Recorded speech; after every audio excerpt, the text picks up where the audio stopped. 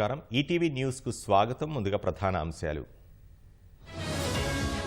రేపే మహారాష్ట్ర అసెంబ్లీ ఎన్నికలు. 288 స్థానాల్లో 4000 మందికి పైగా పోటీ.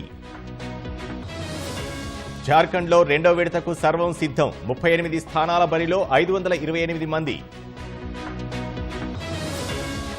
ఆర్థిక నేరగాళ్లు మాల్యా, నీరవ్ను అప్పగించండి.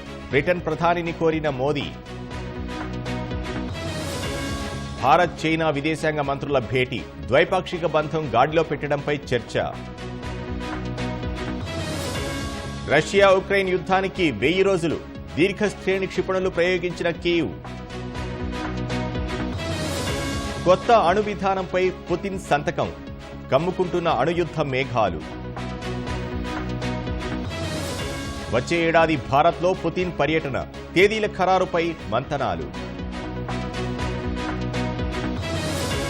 ఈ నెల 24న అఖిలపక్ష సమావేశం. పార్లమెంట్ శీతాకాల సమావేశాల ఎజెండాపై చర్చ.